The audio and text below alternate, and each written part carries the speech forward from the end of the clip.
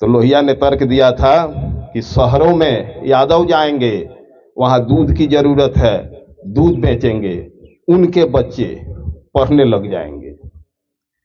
चमार शहरों में जाएंगे, चप्पलें बनाएंगे, जूते बनाएंगे, उनके बच्चे पढ़ने लग जाएंगे, और जब पढ़ लिख जाएंगे, इसे समझ में आ जाएगा कि शिक्षा क्या है, तब समाज का नेतृत्व करने के लिए ये तैयार हो जाएंगे। और एक बार आपके शंख फूंकने से सभी लोग एकत्र नहीं होंगे।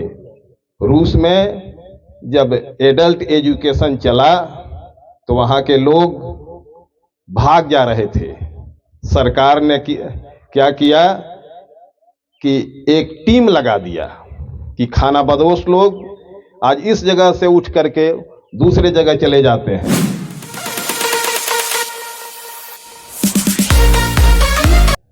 कि लड़कियों को शिक्षा नहीं देना है, और दबे कुचले लोगों के ऊपर तो और पाबंदी थी। उनके पिता ने उनके हाथ से एक अंग्रेजी की पुस्तक को छीन कर फेंक दिया कि ये हमारे काम की नहीं है। और बहुत कम उम्र में ही उनका विवाह ज्योतिराव फूले से हो गया। लेकिन जो पति मिले वह नारी की कदर करने वाले थे। पत्नी ने कहा कि मैं पढ़ना चाहती हूं, और ज्योतिबा फूले ने उन्हें पढ़ाया, और 1848 में पहली महिला विद्यालय खोलने का काम किया। सावित्रीबाई फूले ने पति का साथ रहा। पति सामाजिक सेवा में थे ही, सत्यशोधक समाज की स्थापना कर चुके थे। सावित्रीबाई फूले का उन्होंने मान रखा। यहां हम बातें करना चाहते हैं। हम जयंती मनाएंगे साल में एक बार, इसके बाद भूल जाएंगे। लेकिन हमारे जो दुश्मन हैं उनका काम प्रतिदिन लगातार जारी है। टीवी के माध्यम से, सोशल मीडिया के माध्यम से वे हमारे घरों में विद्यमान हैं। हम एक दिन कोशिश करते हैं, कोई आयोजन कर लेते हैं और अपने आप को, अपनी पीठ अपने हाथों थपथपा लेते हैं। लेकिन उनका मुकाबला करने के लिए हमारे पास कोई साधन नहीं है। यह चर्चा चलानी होगी। जिस तरह का काम आप लोगों ने यहाँ किया है, पहली बार यह लोगों में जलाना होगा, लोगों में चलाना होगा। और यह मान लीजिए कि एक बार आपके शंख फूंकने से सभी लोग एकत्र नहीं होंगे। रूस में जब एडल्ट एजुकेशन चला तो वहां के लोग भाग जा रहे थे। सरकार ने क्या किया कि एक टीम लगा दिया कि खानाबदोश लोग आज इस जगह से उठ करके दूसरे जगह चले जाते हैं, तो वह टीम भी उनको पढ़ाने के लिए उसी जगह चली जाती है। तो लगातार लगे रहने से रूस में साक्षरता बढ़ी। आपके यहाँ साक्षरता नहीं है, लोग समझ नहीं पा रहे हैं, तो उन्हें बार बार पढ़ाना होगा। जैसे कि बात हो रही थी कि इस कार्यक्रम का प्रचार किया गया था सोशल मीडिया से वगैरह से, लेकिन उपस्थिति के नाम पे आप सिफर हैं। जो भी लोग यहाँ पे उपस्थित हैं वे प्रबुद्ध वर्ग के लोग हैं। प्रबुद्ध वर्ग के लोग ही आए हैं। जिनके लिए आप यह जयंती आयोजित किए हैं, उनकी भूमिका इसमें नहीं है। तो मैं यहाँ कुछ और बातें लेकर चलना चाहता हूं कि जैसे कि समाज जो है, इतिहास कहता है कि सबसे पहले आदिम व्यवस्था का जो समाज था वह मातृसत्ताक समाज था। उसके बाद दास प्रथा का युग आया, और दास प्रथा का युग आते आते यह समाज पितृसत्ताक समाज हो गया। उसके बाद सामंतवाद, और सामंतवाद के बाद पूंजीवाद। आज हम पूंजीवाद के दौर में जी रहे हैं, और इस दौर में जीना बहुत मुश्किल है।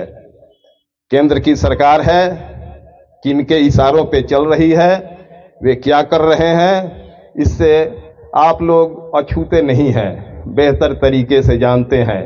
संविधान के ऊपर कौन कौन से खतरे आने वाले हैं।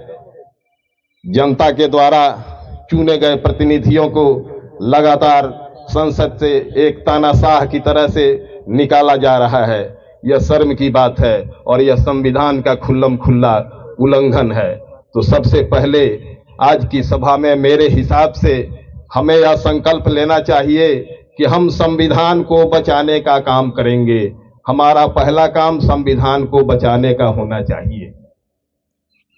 ये सावित्रीबाई फूले, महात्मा बुद्ध, कबीर, रैदास के पेरियार के करी के लोग हैं। पेरियार के तो गुरु ही, पेरियार को तो बाबा साहब अम्बेडकर ने अपना गुरु ही माना था। हमको यह संकल्प लेना होगा कि हम गांव-गांव में जहां भी दलित, पिछड़े, दबे कुचले लोग हैं, उनके बीच में हम जाएं और उन्हें जगाने का काम करें। संविधान जब बन के तैयार हुआ था तो किसी ब्राह्मण सदस्य ने ही कहा था कि ये अहिर, गरेड़िए, कोयरी, कुर्मी क्या संसद में आकर हल चलाएंगे। और एक व्यक्ति ने तो बाबा साहब को ही डायरेक्ट कह दिया कि आप जो यह संविधान लिख के इतना इतरा रहे हैं, आपके ये दलित लोग क्या करेंगे, वोट किसे देंगे, हम पैसा से इनको खरीद लेंगे। बाबा साहब ने कहा बेशक आपके पास पैसा है, आप आज खरीद लीजिएगा, लेकिन जिस दिन ये अपने आप को समझ जाएंगे, जिस दिन ये शिक्षित हो जाएंगे, यह एक क्रांति ला देंगे। और यह बहुत बड़ी बात है। डॉक्टर लोहिया ने कहा था कि हिंदुस्तान में दो ऐसे वर्ग हैं, पिछड़े वर्गों में यादव और दलित वर्ग में चमार। ये दो जातियां ऐसी हैं जो भविष्य में चलकर अपने अपने समाज का नेतृत्व करेंगी। और हम आज देख रहे हैं कि लोहिया की भविष्यवाणी सत्य सिद्ध हुई है। उन्होंने सीधा हिसाब लगाया था। जयप्रकाश नारायण भी समाजवादी, लोहिया भी समाजवादी। जयप्रकाश नारायण ऊंचे तबके के लोग थे, लोहिया आम लोगों के बीच रहा करते थे। जब भी ट्रेन में यात्रा करते थे तो तीसरे क्लास में यात्रा करते थे। लोगों से खैनी मांग करके भी खा लेना है, उन्हीं के बीच में बैठ के बातें करना है। तो लोहिया ने ज्यादा समझा था। तो लोहिया ने तर्क दिया था कि शहरों में यादव जाएंगे, वहां दूध की जरूरत है, दूध बेचेंगे, उनके बच्चे पढ़ने लग जाएंगे।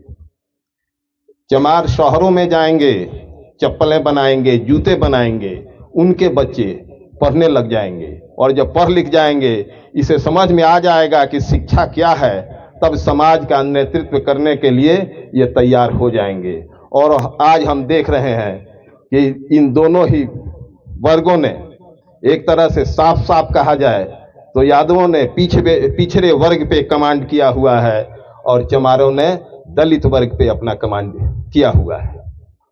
तो हमें यह सोचना होगा कि आम लोगों में हम 85 की बात करते हैं, तो 85 की बात करते हैं तो 85% यदि हम हैं तो हमें आरक्षण कितना मिलना चाहिए।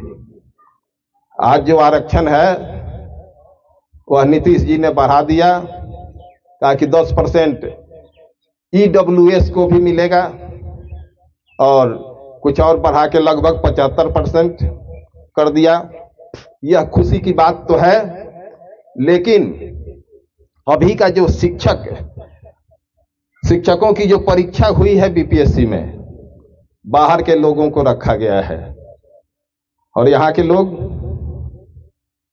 उस जिस तरह उन्होंने रिजर्वेशन की घोषणा की वह लागू नहीं हो पाया है। ऐसा क्यों?